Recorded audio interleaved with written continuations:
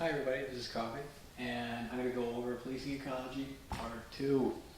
Okay, so basically all officers are given the ability to use discretion in most cases. Now, what does discretion mean? It means that I can give you a verbal warning for certain circumstances, or I can arrest you, I can cite you, and all that sort of stuff, depending on the situation. My discretion only goes out the window, which means that I don't have a choice to arrest you if it's a felony, or if it's domestic related, or if it's a warrant or issues like a judge's order. So the question is, why are officers not using more discretion in these situations in order to use community policing methods? Basically, how do we resolve conflict versus let's just hammer everybody with citations to see someone and all that crap. So like I said, right here is we have our ability to use various methods of conflict resolution. So the biggest problem, which I went over in the first one with our rookies here, is that rookies are not being instructed in how to use discretion. Now, a critic might say, well, they just don't have the training yet. Well, the training is given to them by a senior officer, it should be. So when rookies are not being instructed to do this, they're turning into like drones. And how this brainwashing is going on is where these rookies are saying, well, if you go make this amount of citations or this amount of arrests, we'll put you here. If not, we're going to punish you. All right? So this is bad. And the other factor of this is that the senior guys, the guys with some years on, those methods of policing, the conflict resolution-based policing, the senior guys are using are actually taught by certain municipalities or certain commanders that they're not doing what they're supposed to be doing because they're lazy. They're being demonstrative to the senior officer, saying they're not proactive, they sit in their ass, they don't do anything but answer calls, and you don't want to be like them, right? And the rookies are like, okay, because they don't know any better and have a spine to stand up to these guys yet. And all they want to do is make their commanders happy. Okay? I'll give you some quick examples of discretion. These are rather easy to understand stuff. Marijuana, okay. Let's give a hypothetical. You know, you got Officer Johnson who's driving along and he sees a few kids in a park and they're smoking marijuana. All right, well, that's what kids do. They do silly shit like that. They're gonna make mistakes and that sort of stuff. So let's say that Officer Johnson is a rookie, and Officer Johnson's like, oh man, I'm gonna get these guys. This is my first real, police work, and it's not. It's just marijuana. So he gets out of his car and he forgets to put it in the park, and he runs over there and he grabs the kid and he's like, well, you're smoking marijuana, it's against the law. I am the law! And what happens is he cites the kid, takes him to jail for smoking marijuana. So what is the outcome of this when the kid gets cited or arrested? Well, first off, that his parents are probably going to disown him, or his parents are like, you got arrested, and it creates havoc for the entire family. 1. 2, you've given this kid a record one way or another, so he's been arrested. That's bad. For a simple infraction, I can't agree with that at all. So you've given him a record, he's got to go show up in court, and then you might have a judge who just is 9,000 years old, is like a Strom Thurmond, and says, oh, I'm going to throw the book at this kid. Over the head! He's going to actually serve time, like a few days in the county jail for this crap. And it's so silly. And let's go further. Let's suppose the kid's got a scholarship for sports or anything else like that. Well, once they get a hold of his record and he's been arrested for drugs, gone. That's it. So you have turned this kid's life into shambles just to get a stat. But there's so many other positive ways to deal with this that don't involve all that, don't involve ruining the guy's life. When you follow those sorts of actions where you use a draconian method to just say, I'm going to enforce the law, people hate you for it. Like, they hate cops. You see it on TV all the time. The cops are bad, they're this and that and the other.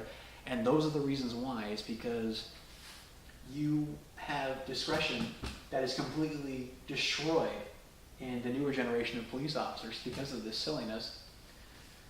So what would we do to resolve the problem? Here's how I would handle this. Okay, so let's say I see these kids smoking marijuana. Well, you walk up to them and you say, all right, put it out, what's your name, get his information, put it in the back of the car, take him to his parents' house. Okay, say, Mr. and Mrs. Smith, I found your child smoking marijuana in the park. Here's what's going to happen. You're going to put the marijuana in evidence. I'm going to write a report for it. And I'm releasing him into your custody. He's getting a verbal warning for this. And I hope that you guys can do something in the future regarding this. People will respect the fact that you're using community-oriented policing methods to hopefully modify this individual's behavior to something more productive towards society.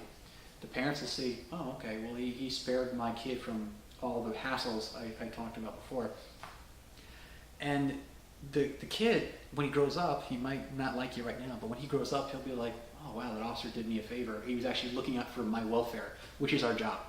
Our job's not out there to go out, and arrest everybody and cite everybody for bullshit and everything else like that. We are there to help, okay? And if we can help using enforcement action only when absolutely necessary, then it works out. A side example of this is, like I was talking about the felony issue. Suppose that you have an individual who, let's say you got kids and everybody wants tamales, back in my day it was E. So you have kids with MDMA and you got some 16-year-old high school kid with pills on him. Well, that's a felony, right? That's I think it's Schedule 2. I gotta look that up. And, all right, well, great. So we got no choice in the situation because the kid has got, he's got a felony. But we do have a choice in the situation.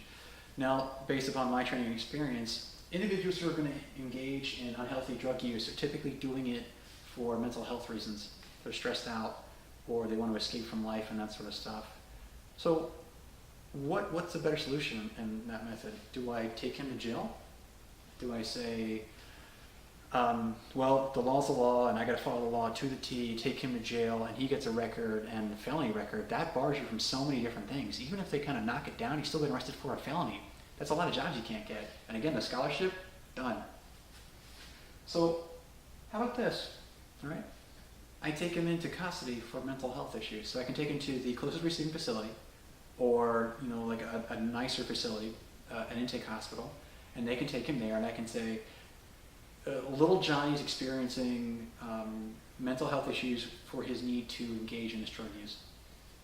And they can examine why he's doing this.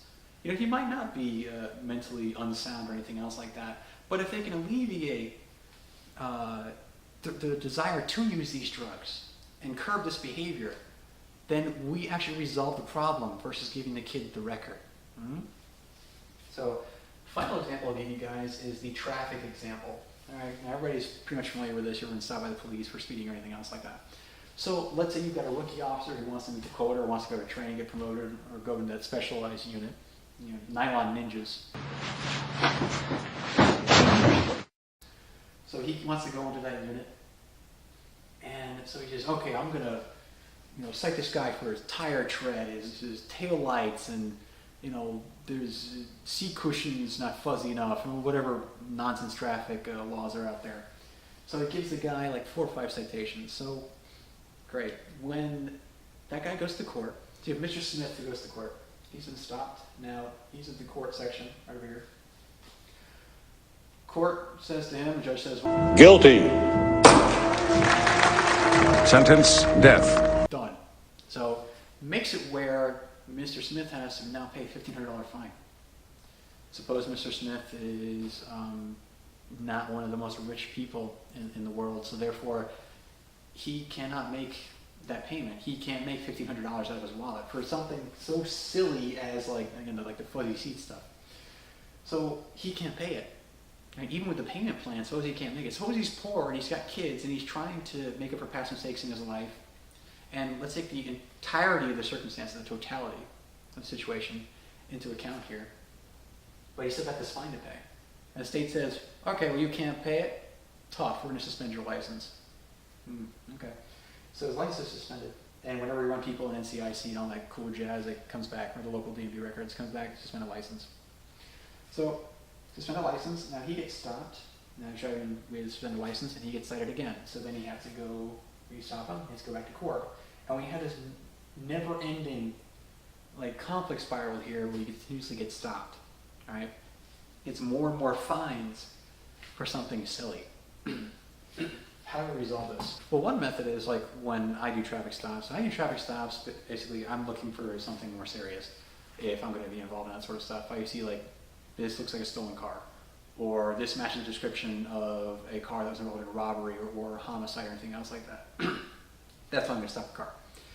If somebody's speeding excessively or anything else like that, sure, you know, if I run the plate and the plate's expired for, 10 years, sure, pull them over.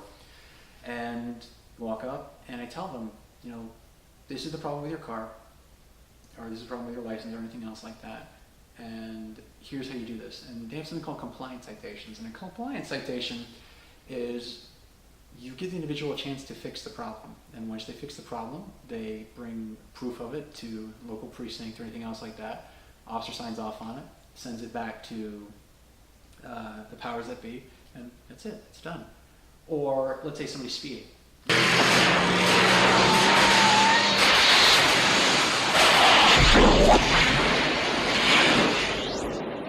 walk up to them, Mr. Jones, I clocked you going this amount of miles per hour.